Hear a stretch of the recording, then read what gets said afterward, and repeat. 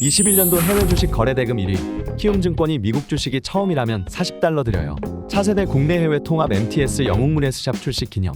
지금 바로 영웅문예스샵을 다운받아 $40 받아가세요. 해외 주식은 원금 손실 발생이 가능하며 그 결과는 투자자에게 귀속되오니 유의해주세요.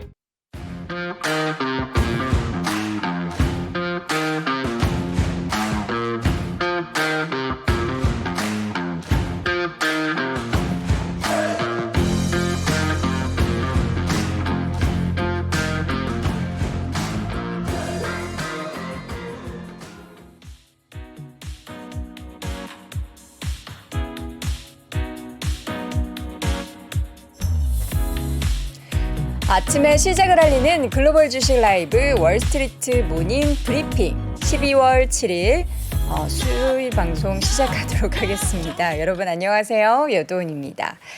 수요일이라는 요일을 말할 때 자신감이 조금 떨어졌었죠. 가끔 오늘이 화요일인지 수요일인지 좀 헷갈릴 때가 있었는데 오늘이 바로 그런 날이었습니다. 자, 오늘 시장이 또 계속해서 미끄러지는 상황이 연출이 되고 있습니다. 좀 낙폭을 줄여가는 시장이 아니라 오히려 장중 내내 낙폭을 확대했었던 시장이었고요.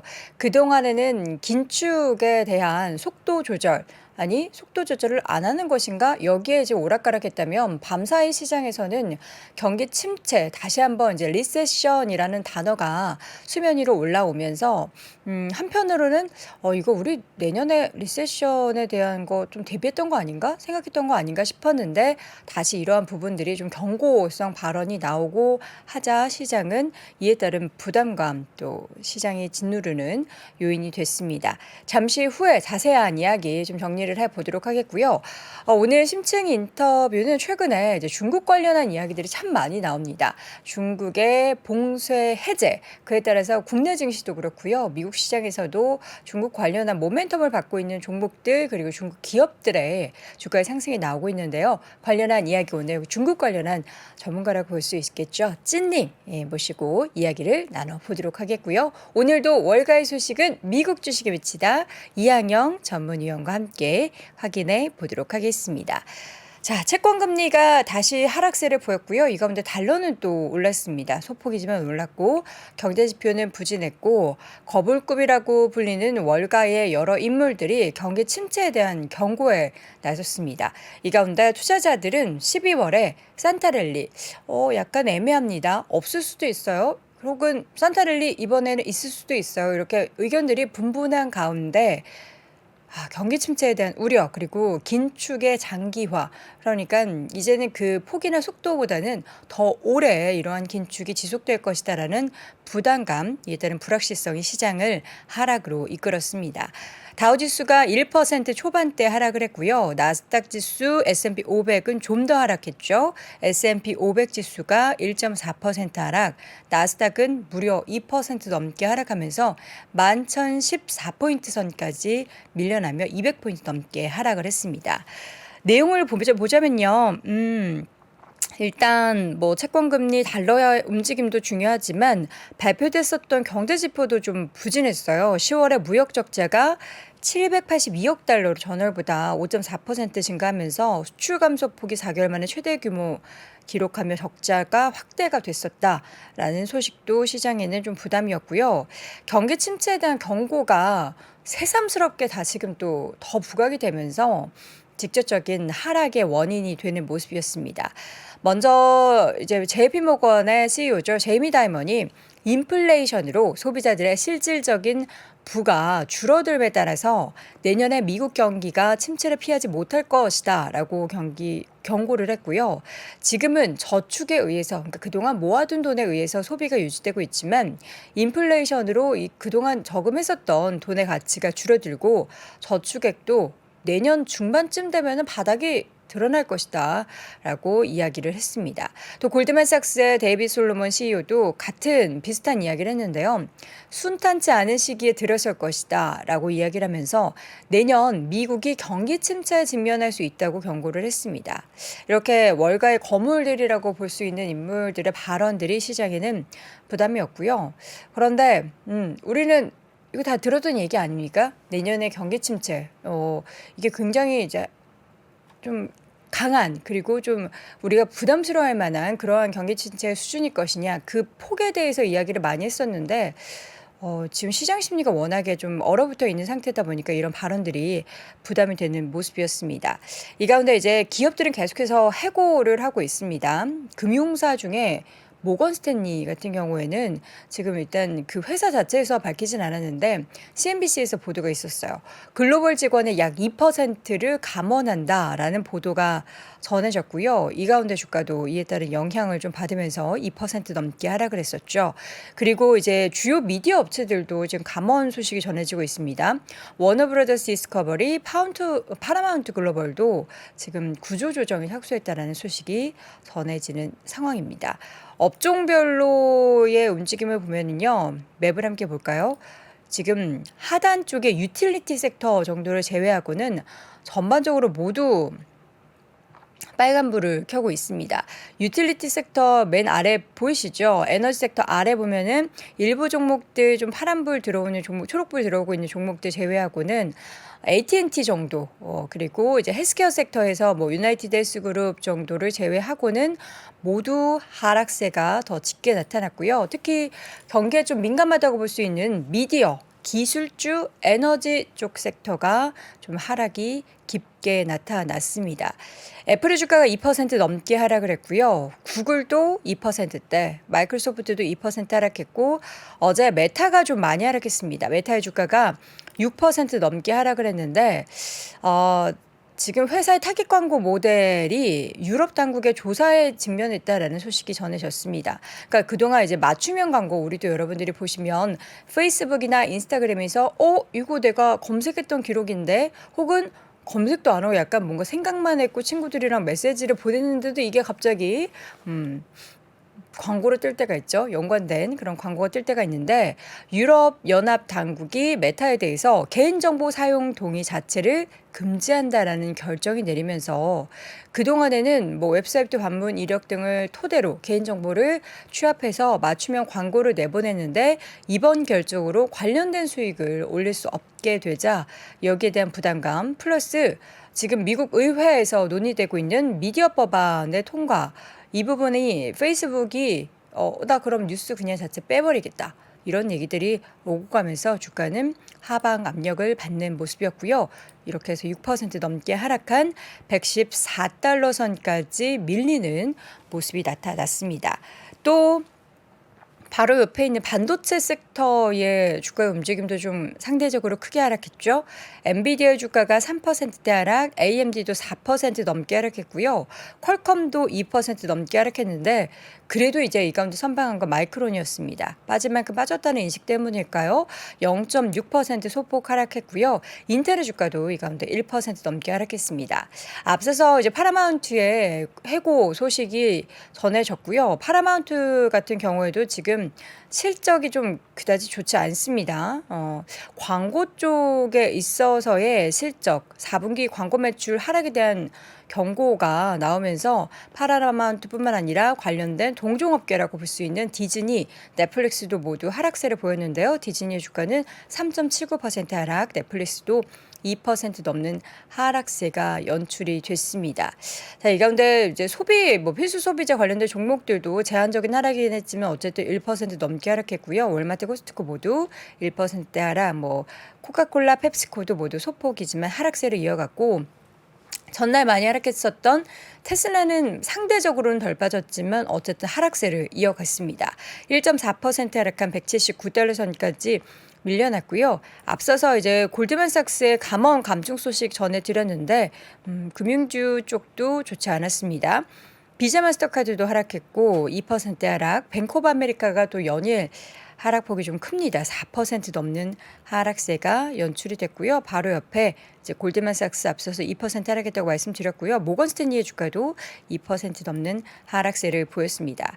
개별 종목 가운데서는 좀 좋았던 종목들 말씀드리겠습니다. 에스티로더 주가가 도이치뱅크에서 중국의 이제 코로나 정책의 완화할 때 수익을 많이 창출할 수 있을 것이다라고 이야기하면서 투자 등급을 보류해서 매수로 상향을 조정을 하면서 2% 넘게 올랐고요. 반면 이제 반대로 좀 월가 의견이 하향 조정된 기업이 있었으니 바로 크루즈 관련된 기업 중에서 로얄 캐리비안 크루즈 같은 경우에는 JP모건에서 비중 확대에서 비중 축소로 두 단계 하향 조정을 했습니다. 3% 넘게 주가가 하락했고요.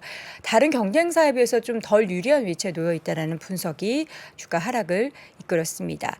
자, 이 가운데 국제 유가도 좀 확인해 볼 필요가 있는데요. 지금 올해 최저치 수준까지 계속해서 지금 하락세를 보이고 있는 상황입니다. 국제유가 WTI 기준으로 지금 보면은 배럴당 장중 74달러 선까지 밀려나는 모습이 나타난 가운데 앞서서 확인했었던 바로 위에 있죠. 엑스모빌, 쉐보론 등의 종목들이 모두 하락세를 보였고요.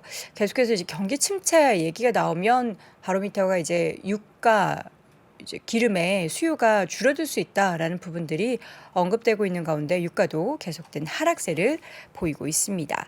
자, 이렇게 해서 전반적으로 이제 하락했었던 미국 시장의 분위기를 쭉 확인해 봤고요.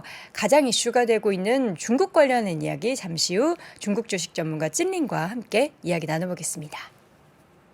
안녕하세요. 김프로 김동환입니다. 저희 3프로TV와 US닥이 글로벌 주식 투자 전문가 자격증 시험을 이번에 만들었는데요. 점점 그 중요성이 커지죠. 해외 투자에 대한 지식과 능력을 검증하는 글로벌 주식 투자 전문가 자격증. 금융위원회에 정식으로 등록된 민간 자격증으로서요. 올해 벌써 4번째 시험을 치르게 됐는데요. 지금까지 총 200여 분이 이 자격증을 취득하셔서 이 치열한 금융시장에서 글로벌 투자 전문가로 활발하게 활동하고 계시죠. 여러분들도 이 자격증과 함께 여러분들의 꿈에 한 발 더 다가가 보시죠. 응시하고 싶은 분은요, 미주미.co.kr로 접속해 보시면 되겠습니다. 네, 월스트리트 모닝 브리핑 함께하고 있는 시각 6시 42분 지나고 있습니다. 중국 이야기를 할 때면 사실 이분 늘 저는 약간 키워드처럼 떠오르는 분인데요. 오늘은 정말 미국도 그렇고요. 우리나라도 그렇고 이제 중국 관련한 이야기들이 너무나 이제 모멘텀적으로 많이 나오기 때문에 이분을 모셔봤습니다. 중국 주식 전문가죠. 찐링님 만나보도록 하겠습니다. 어서 오세요. 안녕하세요. 네, 제가 항상 찐링 연구원님 이렇게 부르다가 뭔가 이제 그 이제 이름의 뒤에 붙는 뭐라 그래 직함이 빠지다 보니까 저는 약간 부르기가 어색한데 좀 편하게 네. 찐링 씨라고 네. 부르도록 하겠습니다. 중국 이야기를 들어보면요, 사실 그동안 좀 약간 왔다 갔다 했죠. 봉쇄 관련해서도 푼다라고 했다가 갑자기 또 확진자가 늘어나니까 일부 지역에 봉쇄를 하면서 좀 시위도 격화되고 했다가 이제는 정확하게 좀 기조를 잡은 것 같습니다. 지금 확실히 뭔가 방역 완화가 되고 있는 건 맞죠? 기조적으로. 완화는 되고 있는데요. 아직은 확실한 완화는 아닙니다. 완전히 푼 거는 아직은 네, 결론부터 아니고. 말씀드리면 정책적으로 11월 11일에 20개 완화 관련 일부러 완화하는 20개 조항을 발표했어요. 네. 근데 12월 초부터 오늘까지 그 추가적인 완화 정책을 좀 가속도를 붙인 것도 사실이에요. 하지만 지금 한국과 똑같은 위드 코로나 정도까지 전국적으로 그리고 실질적으로 하기에는 제 생각에는 최소 수개월 이상의 시간이 아직 걸린다고 생각합니다. 수개월 이상이라고 하면은 최근에 이제 보면은 시나리오가 나오고 있어요. 네. 당대회 끝나고 나서 뭔가 이렇게 완화 얘기 조금씩 흘러나오고 있고 그래서 내년에 이제 양회 진행하면서 한 3월쯤 이야기 나오는데 그 시나리오가 좀 맞는 건가요? 3월 전인대가 중요한 정치적 이벤트긴 하지만 방역에 있어서는 그 정치적 이벤트가 중요한 고려 사항이긴 하지만 그 외에도 여러 가지 고려할 요인이 있기 때문에 저는 지금 시점에서 딱 뭐 전인대와 동시에 완화를 더 한다. 그렇게 장담하기에는 좀 시기상조라고 생각해요. 고려할 요인들이 뭐가 네, 있을까요? 이게 좀 텀을 길게 생각하면 처음부터 마지막까지 좀 자세하게 설명하기에는 아마 한 15분 정도 걸릴 것 같은데요. 우선은 그 전 버전에 비해서 12월 초부터 한 지금 오늘이 12월 7일이죠. 네. 일주일 동안 확실히 완화하는 거는 그러니까 언론에서는 방역 완화라는 단어는 자주 보지만 정확히 어느 수위까지 어디까지 완화하는지는 파악하기 어렵잖아요. 그쵸. 지금부터 화면을 보면서 좀 짚어드릴게요. 네. 중국 지도를 보시면 대부분 주요 도시든 중소도시에서 발표한 방역 조치가 12월 3일 또는 4일 또는 5일에 정식으로 발표했는데요. 중국의 크고 작은 도시를 합치면 663개입니다. 63 크고 작은 도시까지 다 너무 합치면 많네요. 근데 그 중에서 어느 정도 규모가 되는 도시만 해도 200개 이상. 네. 근데 12월 초부터 발표한 거는 뭐냐면 600 몇 개를 다 일일이 확인할 수는 없지만 언론에서 많이 언급된 거는 예를 들어 지도를 보면서 말씀드리면 네. 공식적으로 방역 완화하겠다고 실제로 발표하고 실제로 시행하기 시작한 도시는 예를 들어 베이징 그리고 상하이 여기 남쪽 광저우 그 베이징 바로 밑에 티안진 그리고重庆 그리고 여기 산동성 네. 그리고 상해 바로 옆에 절강성,浙江성, 항저우,寧波, 샤오싱, 원저우 그리고 바로 왼쪽에 강서성,江苏성의 난징, 수저우 그리고江西성에 또 있고 여기 베이징 밑에 있는江西 하남성,河南 郑州 그리고 여기 광저우 왼쪽에 있는 광서성, 광시 그리고 여기 더 안쪽에 있는 사천성, 스촨성, 정도시 그리고 동북 지역은 여기가 흑룡강성, 길림성, 연영성, 랴오닝성의 많은 도시에서 이미 방역 완화했고 또 더 이쪽으로 가면 신장, 우루무치시 그리고 마지막으로 티벳, 시장 자치구의 라사 그래서 대부분 뭐 소도시도 있지만 대부분은 이름 될 만한 좀 네네. 어느 정도 큰 도시? 규모가 되는 도시 위주로 그리고 제 생각에 물론 제가 모든 그 600 몇 개 도시의 그 다 홈페이지가 있는데 거기서 다 발표해요. 그리고 각각 SNS 지자체들이? 네 모든 도시에 SNS 위챗 공식 계정도 다 있고 그래서 그거를 팔로우하는 게 제일 적시적이에요. 아니 보통 이제 중앙정부에서 네. 전체 이렇게 하겠다 맞아요. 이런 기조가 있어야 중앙정부 되는데. 홈페이지가 있고 중화인민공화국 홈페이지가 있고 네. 그 밑에 방역 당국 홈페이지가 있고 네. 하지만 지역마다 상황이 좀 다를 수 있으니까 방역 조치 가장 정확한 버전은 몇백 개 도시 각각의 그 SNS 공식 계정이나 홈페이지에서 발표해요. 그래서 제가 그거를 몇십 개를 확인했는데 네. 이 외에도 방역을 완화한다고 공식적으로 발표하고 실제로 시행하기 시작한 도시가 있지만 정확히 비중이 몇 %까지는 제가 단정하기 어려워요. 너무 어렵네요. 그리고 도대체 뭘 완화했는지는 그러니까요. 다음을 그림을 네. 보면서 제가 이거를 초록색으로 지워버린 게 있잖아요. 이게 저희 뭐야? 가족이나 친척, 뭐 동생, 동창들의 이름이랑 그 바코드 개인정보 때문에 좀 지워버렸어요.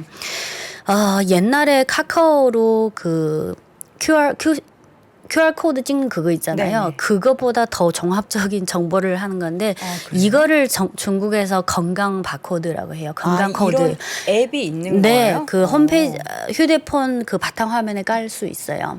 그리고 근데 이게 세 개를 보면 비슷비슷하면서도 또 달라요. 다르잖아요. 이게 뭐예요? 전국 통일 버전이 아니라 각 성마다 시마다 달라요. 어떤 데는 시마다 다르고 어떤 데는 성은 같은데 이게 다 각각이에요. 이게 워낙에 중국이 좀 대국이라서 전국 그런가요? 통일이 아니에요. 통일이면 살떡 간다. 근데 네. 예를 들어서 이게 완화를 어떻게 했냐면 그 전까지만 해도 거의 모든 지역에서 72시간마다 또는 48시간마다 전수 검사를 했잖아요. PCR. 네. 무조건 음성이든 아니든 양성이든 아니든 다 24시간마다 또는 48시간마다 또는 72시간마다 했어요. 네. 근데 그거 하면 바로 이 앱에 뭐가 뜨냐면 여기 한자 모르셔도 돼요. 여기 24시간으로 보이시죠? 숫자 24. 네, 보입니다. 24시간. 그리고 여기 72. 72시간. 그러니까 여기 기존 그 방역 규정에 의하면 어떤 지역은 특히 어떤 지역 예를 들어서 규정이 48시간마다 하는 건데 어떤 대기업들은 예를 들어서 수천 명이 직원이 있다. 그러면 우리 기업은 정부 지침보다 더 엄격하게 하고 싶다. 그럼 24시간. 그러면 24시간마다 해야 되는 저희 남편 회사 네, 아무튼 그래서 요거는 그 규정에 따라서 내가 24시간 내로 했다. 그러면 이게 떠요. 했다. 24시간 그럼, 안에 이 검사를 해서 그리고 양성이다. 검사하고 결과가 나오잖아요. 음성이나. 그러면 요 초록색으로 뜨면 음성이에요. 근데 다른 색깔로 바뀌면 이거는 약간 밀접자 또는 확진자. 네. 근데 방역 완화가 뭐냐면 이제부터는 요 24시간이든 48시간, 72시간 요거는 이제 끝. 왜냐면 PCR 전수 검사는 원칙상 취소.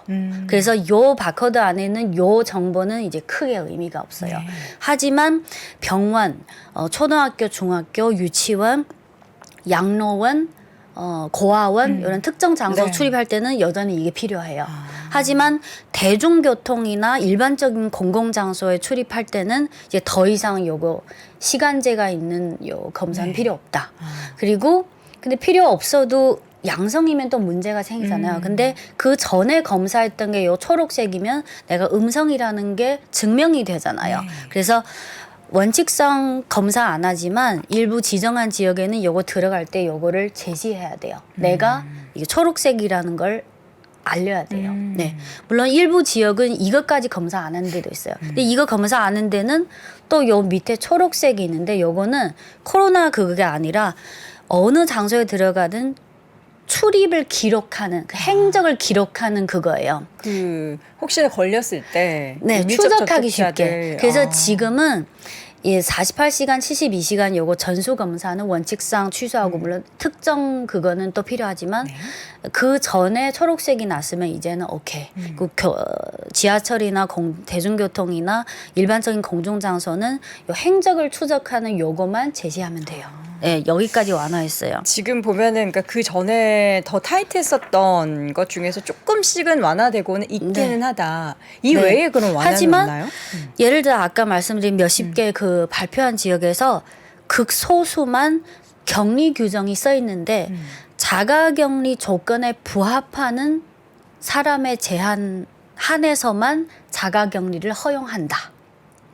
그래서 중국인들 입장에서 일부 완화하는 것도 좋지만 결국은 한국처럼 자가격리가 자유롭게 이렇게 돼야지. 되는 근데 건 그거에 아니다. 대해서는 아직 일부 지역만 조건에 부합하는 사람만. 그래서 제 생각에는 요 첫 단계 요 방역이 진행됐는데 뭐 한 달이든 두 달이든 일정 기간 동안 모니터링하고 그거를 기반해서 격리 규정을 한층 더 완화해야 되고 그 후에 또 새로운 단계. 그래서 일정한 단계가 좀 필요하다고 생각해요. 지금 보면 우리나라 같은 경우에도 다 QR코드 찍고 들어가고 하다가 이제 그게 네. 없어지면서 어느 순간부터 예, 없어졌어요. 확 없어지면서 뭔가 또 완화되고 그러면서 이제 단계별로 완화되는 네, 건데 그리고 만약 내가 집에서 자가진단 키트로 해서 2줄이 나왔다. 네. 그러면 이비인후과 가면 PCR 검사할 때 의료보험 적용되잖아요. 지금은 중국은 모든 PCR가 다 무료잖아요. 네. 그러면 어느 순간부터 그게 유료화. 한국처럼 뭐 그냥 5만 원 가서 내고. 검사를 유료화. 네. 그러니까 몇 개 단계, 한국은 몇 개 단계를 거의 한꺼번에 이렇게 그쵸. 완화시켰는데 착착착. 중국은 그게 쉽지 않을 거라고 이게 생각해요. 너무 이제 우리나라로 따지면 이제 시, 도 이런 단위들이 워낙에 많고 인구가 많다 그리고 보니까 네, 또 한 가지는 예를 들어서 어느 정도 규모가 되고 경제력도 좀 되는 도시 위주로 하고 일정 기간 지난 후에 다른 더 작은 도시는 얘네들 상황을 지켜보면서 아 우리도 해도 되겠구나. 그래서 제가 강조드리고 싶은 거는 전국적으로 실질적으로 동시다발적으로 한 번에 확 푸는 거는 현실적으로 어렵다. 몇 단계를 거쳐야 한다. 한국처럼 되려면. 그러니까 완전하게 확 풀린다라는 이야기를 하기에는 아직은 시기상조다. 네. 그리고 또 하나는 그 저희 동창이나 친석 중에도 어떤 친구는 국유기업에 근무하고 네. 어떤 친구는 공무원이고 어떤 친구는 그냥 민간기업 네. 근무하는데 예를 들어 베이징, 상하이도 여기 아까 이번 주부터 방역 완화 범위에 들어갔잖아요. 네. 근데 예를 들어 베이징은 이거는 원칙이지만 베이징의 국유기업에 근무하는 친구들은 아직 대부분 국유기업이 24시간마다 해야 돼요. 공무원 그러니까 국유기업, 국유기업 특히 관련해서 대형 국유기업. 빡빡하군요. 네, 그래서 베이징의 그 규정 이번에 완화한 규정을 보면 맨 마지막 한 조항이 중요한 단위, 여기서 단위는 기업을 포함해요. 기업, 공공기관을 포함해서 중국은 한자로 단위라고 표현해요. 그 단위 뜻도 있고 기업, 공공기관을 통틀어서 그 뜻도. 그래서 베이징에서 베이징에는 그 국유기업이 전국적으로 포함되어 있지만 베이징에 가장 많잖아요. 본사가. 그래서 베이징 조항 중에 마지막 항이 중요 단위 또는 특정 상황에 따라 방역 조치를 그 상황에 맞춰서 정할 수 있다. 이거는 국유기업이나 공공기관을 대상으로 말하는 것 같아요. 네. 그래서 방금 말씀드린 이런 점을 감안했을 때 아직은 6개월에서 1년 정확히 몇 개월이라고는 단정 짓기 어려워요. 그래요? 그럼 지금 나오는 시나리오 3월 뭔가 그때 유의미한 방역 네. 완화 그리고 또 기대하기 어려운 하나 거네요? 중요한 거는 지금 중국의 그 노인 중에 백신 미접종자를 연령별로 나눠보면 60대가 2,264만 명이고 미접종자, 70대가 1,616만 명이고 80대가 1,400만 명이에요. 근데 제가 그 가족 중에 좀 나이가 있으신 분들 물어보니까 대부분 사람들은 특히 중년, 청년 위주로 다 접종을 했는데 왜 접종 안 했냐? 그러면 사람마다 그게 생각이 다른데 어떤 분들은 나는 기저질환이 있다. 또는 나는 딱히 외출을 많이 안 한다. 그리고 또 어떻게 보면 정부 차원에서 특히 80세 이상 기저질환 있는 노인 대상으로 접종하는 이거 홍보를 딱히 안 했어요. 그래서 사람들 인식 중에도 그냥 접종은 노인들은 그냥 알아서 판단하는 거구나. 여러 가지 상황이 엮여 있어요. 근데 어쨌든 지금 미국의 사례를 보든 유럽의 사례를 보든 한국도 그렇고 결국 어쨌든 사망자 중에 노인들이 많잖아요. 그렇죠. 그래서 그 노인들이 특히 80대 이상 접종자 비율을 늘리자라는 정책을 11월 29일에 발표했어요. 그러면 실제로 12월부터인데 이거를 100%까지는 아니더라도 어느 정도 비중을 늘리려면 최소 3, 4개월은 걸리지 않을까요? 네. 이거가 있고 근데 어쨌든 11월 말부터 그리고 12월 중하순까지는 정부의 주요 언론에서 홍보하는 문구를 보면 항상 강조하는 게 동태적 제로 코로나. 제로 코로나를 달성하자는 거를 강조해서 언론을 쫙 풀었어요. 하지만 12월 29일에 노인 접종 강화 방안을 발표하고 나서 그리고 11월에 또 여러 가지 사건 사고도 있었고 근데 그거는 조미료 성격이지 저는 핵심 요인이 아니라고 봅니다. 예. 그리고 11월 말부터 방역 최고 책임자인 부총리도 오미크론 병원성 전파력은 많이 강하지만 전염성, 독성은 확실히 약해졌다. 그리고 두 번째는 노인 접종률 특히 80세 이상을 빨리 올려야 된다. 그리고 치료제나 의료 자원, 의료 시설도 강화해야 한다. 그거 어떻게 보면 그 시간을 벌기 위한 그거인 것 같아요. 네. 그래서 어쨌든 그 전 단계에 비해서는 1보 전진. 네. 근데 아직은 2보, 3보, 4보가 남아있다고 생각해요. 그러니까 지금 전 세계 증시가 너무 많이 이제 기대를 하고 있으니까 네. 우리 또 찐닝 씨께서 지금 중국 상황 그 정도로 우리가 기대하는 만큼의 빠른 속도로 완화되는 건 아니다라는 걸 얘기해 주신 거죠. 방향성은 완화이지만 큰 기조. 네. 한국보다는 몇 개 절차 그리고 이 또 한 가지 사항은 사실 중국에만 해당되는 사항인데요. 네. 그 전에 가장 최근에 중국 외교부에서 정기적으로 브리핑을 하잖아요. 가장 최근 거가 12월 5일인데 네. 정기 브리핑에서 이렇게 언급이 됐어요. 그 국내외 기자들이 막 질문하잖아요.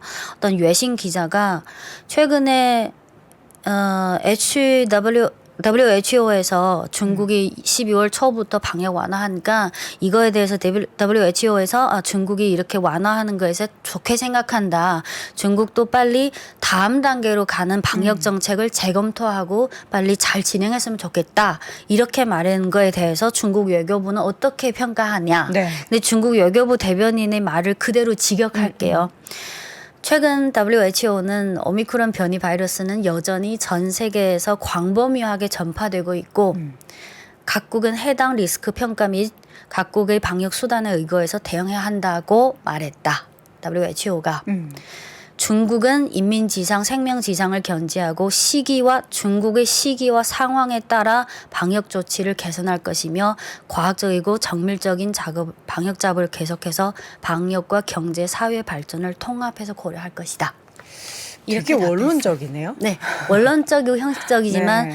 그래도 이거는 외교부 중국 정부 측의 입장이니까 요거를 봐도 물론 문자 그대로 받아들일 필요 없지만 딱 들었을 때 네. 어떤 느낌이 드세요? 뭔가 뭔가 과정이 네. 필요하고 아직 아직은. 그리고 끝으로 시간 너무 걸려서 죄송한데 괜찮습니다. 방금 말씀드린 아마 중국에만 해당되는 사안이 하나 있는데요. 네. 아마 한국 언론에서 별로 보도할 관심도 없을 텐데 그 한국의 네이버가 있고 중국의 바이두가 네. 있잖아요. 러시아에는 한국의 네이버에 해당되는 게 얀덱스예요. yandex.com. 네.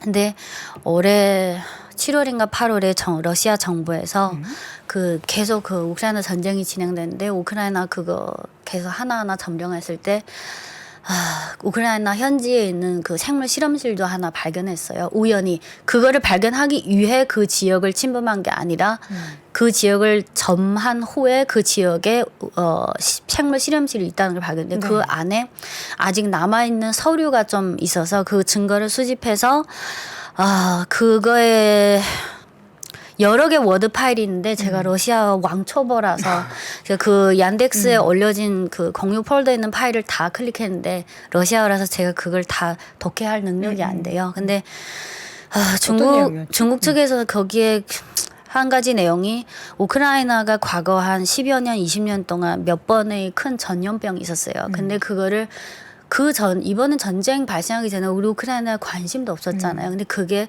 사실 대외적으로 잘 전파가 안 됐어요. 근데 그 중에 상당 부분은 우크라이나 현지 생물 실험에서 제조하고 유출된 바이러스에 의해서 초래된 거다. 그럼 뭔가 우크라이나에서 또 다른 근데 바이러스가 그 유출됐다는 생물 건가요? 실험실이 러시아 측의 그 조사로는 미국 국방부 산하와 직간접적으로 관련된 기관이다. 그게 여름에 나온 거고 물론 이거는 추가적인 조사가 필요하죠. 예. 그리고 지난달에 러시아 정부가 유엔에 뭘 상정했냐면 물론 러시아가 뭘 상정하든 추가적인 진전은 없을 거예요. 왜냐하면 아시다시피 우리가 상식적으로 아는 거는 미국, 영국, 프랑스, 중국, 러시아 5개 상위 미사국은 하나 국가만 거부해도 거부권이 있기 때문에 그래서 러시아가 지난달에 이 우크라이나에 있는 생물 실험실을 제대로 조사해야 한다는 이 건을 상정했는데 물론 미국, 영국, 프랑스가 당연히 거부했기 때문에 그냥 없어요. 그래서 이거는 아무리 향후에 러시아가 계속 몇 번이고 뭐 수십 번이고 상정해도 거부권 때문에 이거는 영원한 수수께끼로 남을 거예요. 근데 서민들 입장도 중요해요. 하지만 만약 예를 들어서 2017년에 미국이 중국을 전략적인 경쟁국으로 지정했고 또 최근에는 중국을 미국의 유일한 경쟁국으로 지정했고 여러 경로를 통해서 중국을 제재하고 있잖아요. 특히 뭐 몇 개 분야. 근데 만약 다른 걸 떠나서 국가 차원에서 생각하면 만약 그 미국 국방부와 직간접적으로 관련된 생물 실험실 그리고 그 생물 실험실 그 인터넷에 찾으면 나올 거예요. 러시아 그 주변국, 중국의 주변국, 오른쪽은 바다지만 여기 왼쪽, 서쪽에 주변국들이 많잖아요. 전 세계에 300몇 개 미국 산하의 생물 실험실이 분포되어 있어요. 물론 그 실험실이 다 문제가 있다는 건 아니지만 그래서 중국 입장에서는 제 생각에는 물론 어떤 분들은 기우라고 하시는 분도 있지만 어쨌든 국가 안보 차원에서는 이것도 고려하지 않을 수 없어요. 물론 한국은 이거 해당되지 않아요. 근데 중국이 미국 입장에서는 중국과 러시아가 최대 그 제재국이나 경쟁국이기 때문에 그래서 이거는 핵심 요인은 아니에요. 단지 러시아나 중국 현지에서도 저를 포함해서 저희 뭐 부모님이나 주변 친구들은 이거는 뭐랄까요 상식적으로 알고 있는 부분이에요. 근데 이거는 영원한 수수께끼로 남길 거예요. 이거는 근데 이제 뭐 단기간에 걸쳐서가 아니라 지금 계속 제 생각에는 그런 그냥 영원한 뉴스가 나왔던 수수께끼. 거겠죠. 그래서 뭐 다시 뭐 방역이나 경제로 돌아와서 보면 아직은 시간과 과정 절차가 필요하고 그리고 최근에 한국의 중국 관련주나 중국의 뭐 리오프닝 관련주도 한 달 사이에 좀 많이 반등한 것도 있지만 이거는 어떤 실질적인 결과물이 나왔다기보다는 정책이 나오기 전부터 그리고 실제로 나온 후에 어떤 기대감이 크게 작용했다고 봐요. 그래서 이 정책에 따른 실질적인 효과 예를 들어 내수가 어디까지 좀 회복되는지는 최소 내년 2분기가 돼서야 뭔가 검증이 가능하다고 생각해요. 저희가 이제 시간 관계상 간략하게 그 내년 중국 경제에 대해서 그런데 이제 전체적으로 우리가 딱 집계된 내용을 보면은 중국은 그래도 3%라는 숫자에 대한 기대감이 있잖아요. 여기에 대해서 우리가 좀 열어둬도 긍정적으로 생각해도 될까요? 숫자상 올해보다는 저는 개선될 거라고 생각해요. 네. 단지 코로나 전 수준까지는 아니고 상대적으로 올해의 기저 효과 그리고 방역의 점진적인 완화 효과 그리고 타국 대비 내수 소비의 비중이 GDP 기여도가 높다는 점 올해보다는 기저 효과를 고려하면 좋겠지만 또 기대치를 너무 높인 것보다는 그냥 일정 기간 동안 그 결과물을 검증하면서 그 한국말에 그거 있잖아요. 돌을 두드리면서 돌다리를 그런 두드리면서? 것 같아요. 그래서 너무 낙관적이다라고 그렇게 생각하지 않아요. 우리 이제 미국 시장도 그렇고 우리 국내 증시에서도 중국의 코로나 정책의 완화에 대해서 굉장히 관련된 종목들의 주가의 최근에 상승률이 높았기 때문에 여기에 대해서 우리가 너무 섣부른 판단을 하는 게 아닌가. 이게 보면 어쨌든 우리가 생각하는 것처럼 기조는 가고 있지만 그 시기와 기간 얼마나 빨리 그리고 혹은 반대로 얼마나 오래 이 완화가 빨리 풀릴 것인가에 대해서는 조금 더 생각해 볼 문제가 방향성은 완화지만 그쵸. 속도나 그런 거는 느릴 찾아봐야 것이다. 될 것 같아요. 알겠습니다. 워낙에 또 큰 국가이기 때문에 관련해서는 참 고비가 많을 것 같은데요. 관련한 이야기 현지 소식을 우리 찐닉 씨를 통해서 들어봤습니다. 자, 오늘 말씀 고맙습니다. 감사합니다. 네. 배우 이재훈입니다. 요즘 가전제품들 에너지 소비 효율 등급이 참 좋아졌죠? 이제 우리가 에너지 효율 등급을 올릴 차례입니다. 에너지를 아끼는 생활 습관으로 겨울철 실내 온도를 낮추고 실내에서도 따뜻한 옷으로 체감 온도 올리고 사용하지 않는 전자제품의 전원을 끄고 플러그도 뽑고 우리의 작은 실천으로 에너지 위기를 이겨낼 수 있습니다. 이 캠페인은 산업통상자원부와 한국가스공사가 함께합니다. 대리 불러야지. 천사들이 때리는 1588 2004 불러요. 천사들이 1588 대천사 천사들이 안심 귀가 천사대리 1588 1004. 네, 월스트리트 모닝 브리핑 이번에는 월가의 소식 전해 듣도록 하겠습니다. 미국 주식 미치다 이항현 전문위원 함께합니다. 위원님 어서 오세요. 네, 안녕하세요. 이영래입니다. 저는 밤사이 전해진 뉴스 보고 네. 아니 이분들이 요즘에 연말이라서 인터뷰를 자꾸 하니까 네, 다시 뭐 알고 있었던 얘기 수면 위로 올라온 것뿐인데 네. 심리가 안 좋으니까 그런 거 아닌가? 주가 뭐 이틀 오르면 심리 좋다고도 얘기하고 그쵸. 또 이틀 또 떨어지면 또 심리가 안 좋다고 아, 근데 얘기하니까. 우리가 뭐 알던 얘기잖아요. 리세션. 그렇죠. 다 아는 얘기죠. 다만 이제 시장은 늘 움직이는 법이니까요. 네. 생물이라고 그러잖아요. 주식은 계속 움직이거든요. 흥미로운 것은 악재가 호재로 인식하기도 하고 네. 호재를 악재로 인식하기도 하기 때문에 늘 말씀드린 주식을 그냥 계속 뚫어지게 쳐다본다고 해서 돈이 되는 게 아니거든요. 네. 그래서 늘 한 발짝 물러서서 나름 객관적인 시각을 가져갈 필요가 있죠. 그러니까 본인만의 시각을 계속 어떤 거라도 정립해 볼 필요가 있습니다. 다만 저희 같은 사람은 일을 하기 때문에 계속 시장을 볼 수밖에 없지만 보통 분은 이렇게 너무 미세한 흐름을 갖고 일회일비해서는 뭐 도움이 안 된다고 보고 있겠고요. 그래도 오늘 그래도 중요한 발언들이 있었죠. 역시 그 중에 가장 한복판에는 JP 모건의 제이미 다이먼 회장 인터뷰가 있었어요. 근데 그것이 오늘 컸다라고 보셔야 되겠고요. 또 하나는 거기다가 이제 골드만삭스의 이코노미스트가 금리 인상 전망에 대한 것을 다시 한번 자기 의견을 정확히 밝혔어요. 그러니까 이 두 분의 발언 이런 것들이 시장에 좀 악영향을 미쳤다라고 굳이 해석할 수 있겠고요. 일단은 오늘은 하락폭이 좀 깊어졌죠. 2%가 떨어졌으니까요. 나스닥이요. 다만 이제 지난 금요일 날 같은 경우는 S&P 거의 보합으로 마감됐는데 하여튼 포함해서 보면 S&P 500으로 보면 4일째 떨어진 건 팩트가 되겠습니다. 어찌됐건 흘러내린 하루가 되겠습니다. 바로 들어가겠습니다. JP 모건의 제이미 다이먼 회장 어떤 얘기를 하냐. 네, 맞아요. 제이미 다이먼 회장인데요. 이분에 대해서 잠깐 말씀드리면 이분도 그냥 직업이 CEO라고 보시면 돼요. 직업이 CEO다. 네, 엄청난 오랫동안 제이미 다이먼 회장은 마리오 자꾸 나옵니다. JP모건의 회장이었고요. 네. 그 전부터 여러 가지 금융권에서 계속 일을 했던 분이라고 보셔야 되겠습니다. 이분이 이제 높은 인플레이션 지속되고 있다라는 얘기인데 이분의 시각이 바뀐 거는 금년 3, 4월부터 바뀌었어요.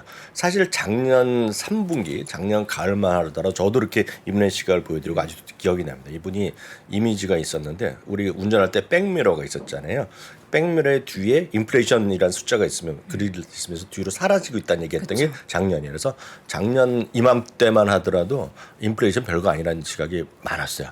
그래서 작년에 이맘때가 딱 1년 전에는 S&P이 70번이 사상 최고가를 갔을 때. 근데 지금은 1% 하락이 60번을 넘는 거죠. 그러니까 1% 이상이 움직이는 것 자체가 흔한 게 아닙니다, 미국이요. 그러니까 올해 지금 61번 정도 됐거든요, 오늘까지. 그러면 이게 어느 정도 이후 최초냐면 2008년 이후 이렇게 많이 1% 이상 하락한 날이 많은 게 처음이에요. 그러니까 그만큼 올해는 특이한 해다라고 이해하시면 되겠는데요. 이분의 얘기입니다.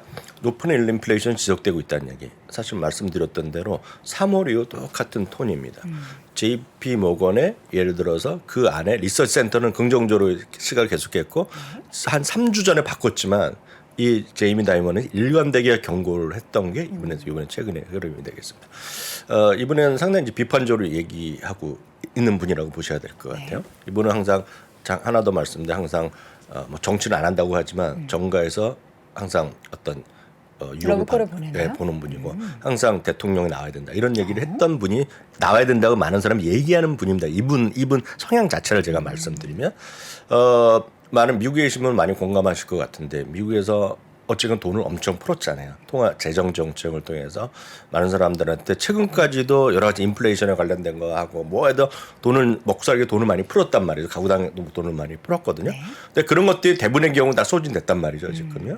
그러다 보니 지금은 많은 사람들이 그동안 쌓아놨던 어떤 저축 이런 것들이 지금 줄어들 수밖에 없는 그런 환경이라는 얘기가 되겠고요. 그러다 보니 여러 가지 정책을 폈고 적극적으로 했지만 우리가 지난주에도 느꼈지만 고용시장은 계속 핫하고 그리고 여러 가지 경제 지표들도 나쁜 게 별로 없단 말이죠. 실제로 보면은요. 물론 걱정거리는 있지만요. 그러다 보니 고금리 정책이나 어떤 QT죠. 양적 긴축 정책이 지속될 수밖에 없다라고 이분은 시각을 갖고 있는 겁니다. 왜냐하면 이렇지 않으면 인플레이션 꺾일 수가 없다는 것이 되겠고요. 그러면 많은 사람들이 리세션에 대한 우려를 별거 있다라고 하고 있지만 이분의 시각에서는 하드한 거나 소프트한 거나 모두 결국은 리세션이 내년에 올 수밖에 없다는 얘기죠. 왜냐하면 결국은 정책이 바뀔 수가 없다는 거죠. 지금 상황에서. 그래야지 참고 견뎌야 된다는 얘기죠. 그렇게 되면 대부분의 어떤 극히 일부를 제외하고는 자산 가치가 떨어질 거 아닙니까? 지금 달러는 강해졌을지 모르지만 달러만 갖고 있는 사람보다는 여러 가지 자산을 형성하고 있잖아요. 그러니까 그 가치가 떨어진다는 얘기를 하면서 경고의 목소리를 냈다는 거죠. 그래서 이러다 보니 시장은 특별한 말씀하셨던 대로 시장에 특별한 재료가 있었던 날은 아니거든요. 물론 유가 좀 떨어진 건 분명히 있고 오히려 따져보면 호재가 있었죠. 왜냐하면 중국에서 리오프닝 그리고 중국에서 PCR 검사 이런 것들이 예를 들어서 극장 가더라도 있고 했는데 그런 건 좀 없어졌거든요. 그러니까 약간 완화됐단 말이죠. 그러면 전체적으로 호재가 있는데도 불구하고 반영이 안 되는 그런 것이 오늘 흐름이 되겠고요. 또 하나는 이제 골드만삭스의 수석 이코노미스트 얀 하치우스 이코노미스트입니다. 이분도 자주 TV에 나오고 자주 언론에 인용되는 분입니다. 이분이 이제 독일 출신인데 골드만삭스에서 지금 수석 이코노미스트를 하고 있는 분입니다. 다수의 시각은 물론 다음 주 14일 날 조금 더 점도표를 한 걸 통해서 내년에 금리 인상이 몇 번 정도 있을 거라고 어느 정도 가늠이 되겠죠. 지금 지난 9월의 점도표는 4.6이었단 말이에요. 내년에 조금 올라갈지 모르겠지만 5를 이렇게 넘나들지는 않을 가능성이 크다고 지금 보고 있단 말이죠. 다들요. 그리고 이제 아주 긍정적인 분들은 예를 들어서 제레미 시겔 교수 같은 경우에는 이번이 마지막이어야 된다. 물론 할 수도 있지만 내년에 할 수도 있지만 마지막이었으면 좋겠다. 이런 표현을 하고 있습니다. 금리 인상이요. 그리고 다수는 지금 월가의 컨센서스는 내년에 3월 정도 한 번. 2월이나 3월에 한 번 하고 끝난다. 라는 얘기가 다수고 내년 빠르면 9월 아니면 11월 정도에 첫 번째 금리 인하가 있을 것으로 기대한다는 얘기죠.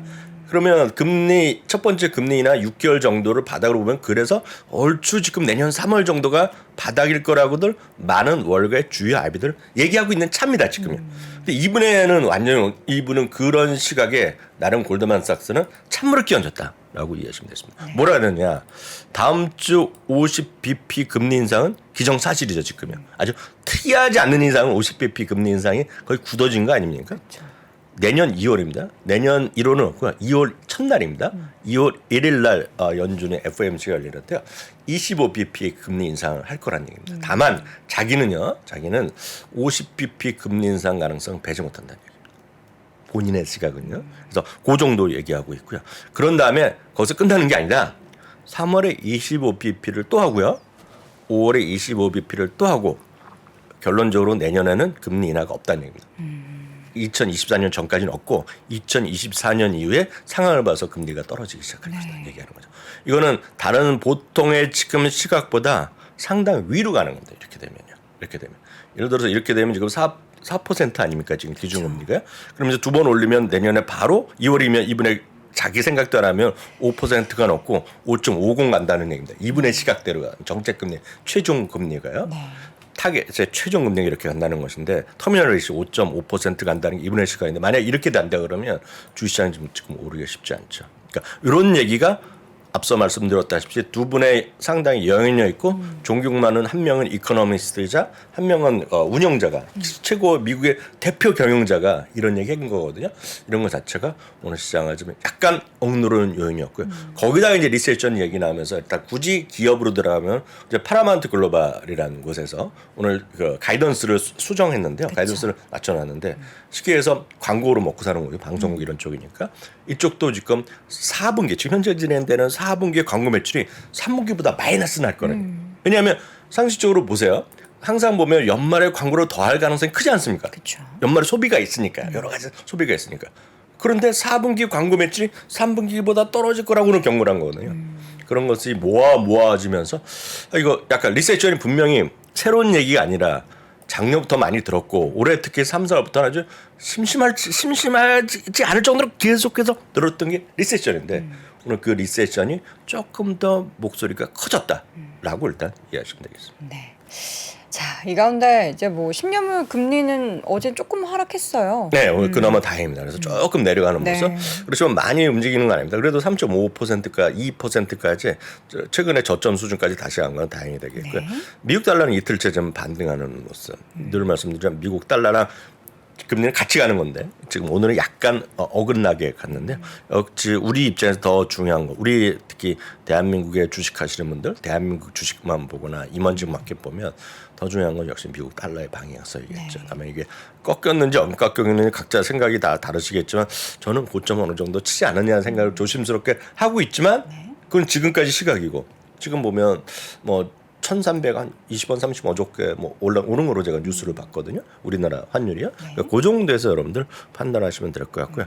유가는 제법 많이 하락하고 있습니다. 그래서 유가는 2021년 12월 23일 그러니까 작년 연말 이후 최저 수준까지 떨어졌어요. 그래서 74달러 그러니까 오늘 그러다 보니 에너지 가격 에너지 주식이 많이 떨어지는 거가 오늘 흐름 되겠습니다. 다만 연초 대비로 보면 여전히 에너지만 지금 플러스 나 있거든요. 그러니까 그런 상태가 계속된다고 보셔야 되겠죠. 네. 자, 특징적인 종목들 뭐 메타가 어제 좀 많이 빠졌습니다. 네, 그 오늘 특징주 몇 가지 보면 추가적으로 조금 그 시장을 이해하는데 도움이 되실 것 같습니다.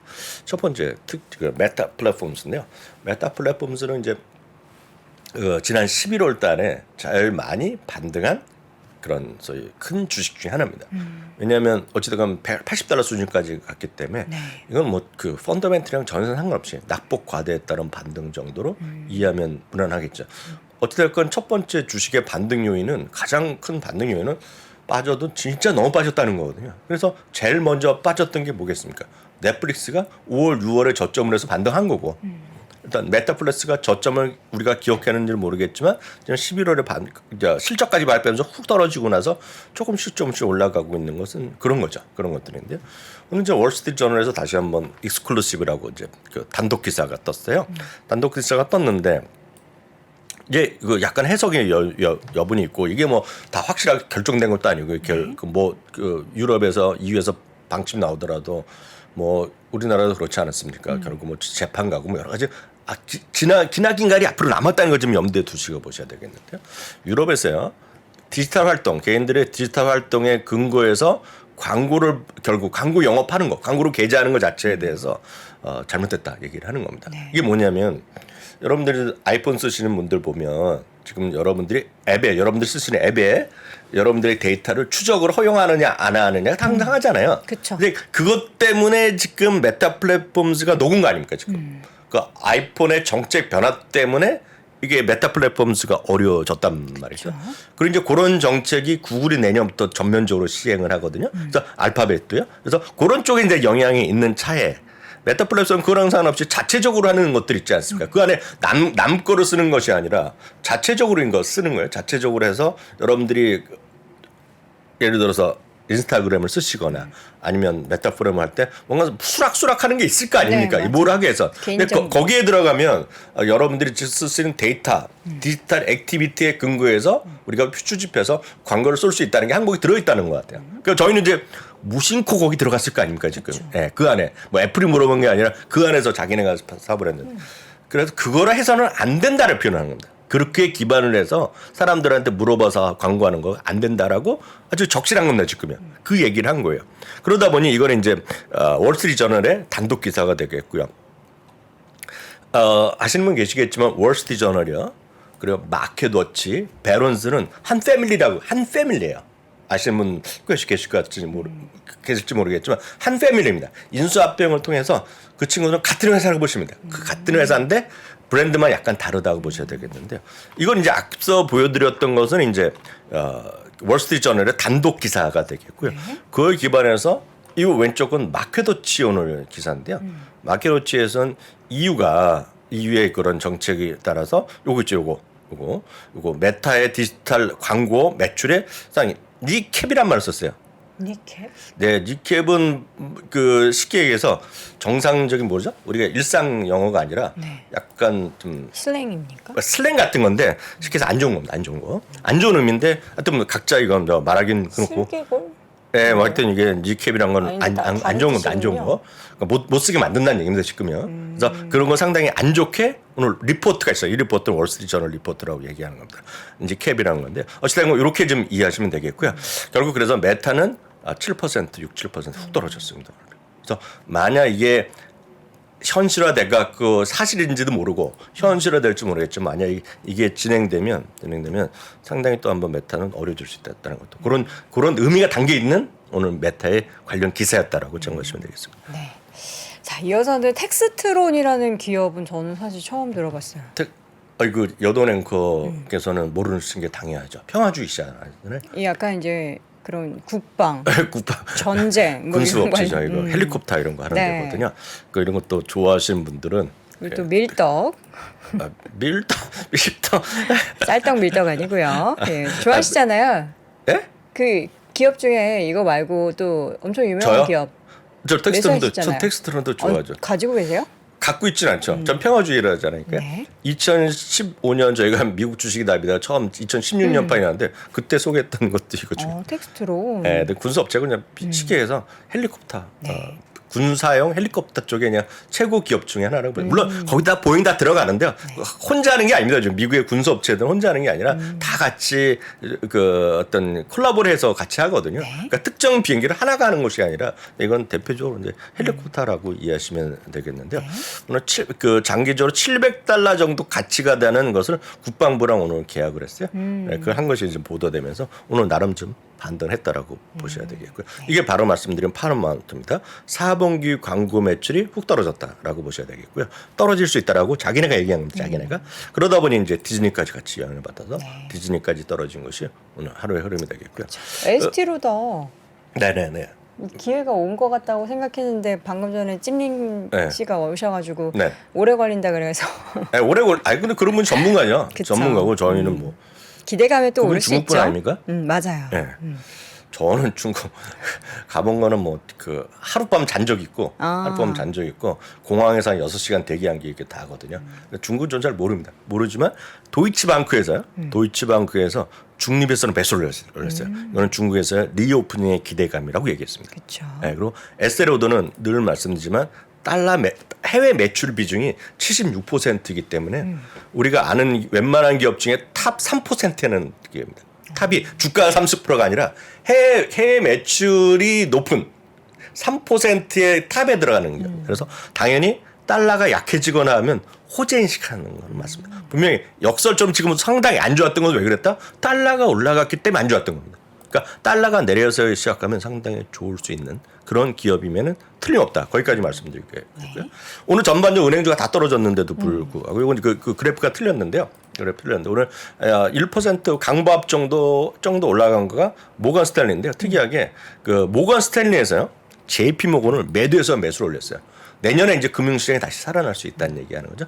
이제 채권도 회복되고 이런 얘기를 하는 겁니다. 그리고 해외 시장 다시 회복하고 있다는 것인데요. 여하튼 올해 워낙 안 좋았기 때문에 이런 거죠. 이런 관점에서 주목하실 만한 것은 꼭 이게 아니더라도 스테이트 스트리트 자산운용사들이요. 그리고 예를 들어서 그 저는 좋아하는 검은 돌, 블랙락 이런 것들의 자산운용 시장이 내년에 주시장이 만약 회복하고 채권 시장이 지금 마이너스 났었는데요. 주시장 채권 시장이 만에 하나 내년에 회복한다 그러면 저는 금융주 중에서는 저는 이제 블랙락 같은 걸 최고로 치죠. 근데 저 혼자 생각이고 다 같은 흐름입니다. 블랙락, 스테이트 스트리트 이건 S&P 스파이로 운영하는 그런 회사의 움직임이라고 보셔야 되겠고요. 여기까지 말씀드리겠습니다. 윌리엄 블레어라는 곳에서 스타벅스를 2010년 탑100 리스트에 꼽았습니다. 그럼에도 불구하고 오늘 주가는 쉬었지만 스타벅스 어제도 말씀드렸다시피 스타벅스랑 넷플릭스가 올해 제일 먼저 바닥을 확인한 주식 중에 대표 주자들. 그래서 여러분들이 주식을 찾을 때 이런 주식을 한번 찾아보시면 되고 아니면 뭐 9월, 10월 이럴 때 바닥 친 거 찾아보는 것이 안정될 거다 이렇게 말씀드리고 싶네요. 알겠습니다. 자, 이렇게 해서 오늘도 월간 소식 그리고 특징적인 종목들까지 확인해봤습니다. 미국 주식에 미치다 이항영 전문위원 함께했습니다. 고맙습니다. 네, 감사합니다. 네. 자, 아침부터 이제 밀떡살떡 논란이 많은데 저는 개인적으로 밀떡을 좋아합니다. 그 양념이 싹 잘 배야 되잖아요. 아침부터 떡볶이 얘기하니까 배가 고파지는데요. 여러분 오늘도 아침 거르지 마시고요. 이제 거르지 않아야 될 게 하나 더 있죠. 오늘 아침 라이브도 함께해 주시기 바랍니다. 저는 내일 오전 6시 30분에 돌아오겠습니다. 고맙습니다.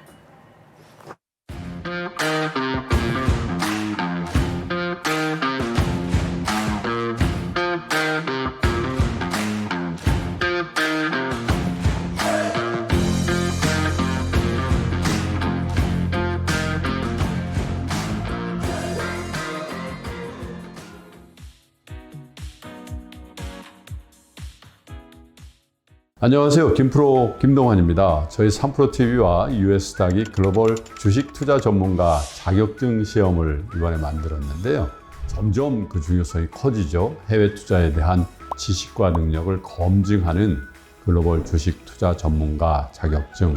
금융위원회에 정식으로 등록된 민간 자격증으로서요. 올해 벌써 4번째 시험을 치르게 됐는데요. 지금까지 총 200여 분이 이 자격증을 취득하셔서 치열한 금융시장에서 글로벌 투자 전문가로 활발하게 활동하고 계시죠. 여러분들도 이 자격증과 함께 여러분들의 꿈에 한 발 더 다가가 보시죠. 응시하고 싶은 분은요. mizuumi.co.kr로 접속해 보시면 되겠습니다.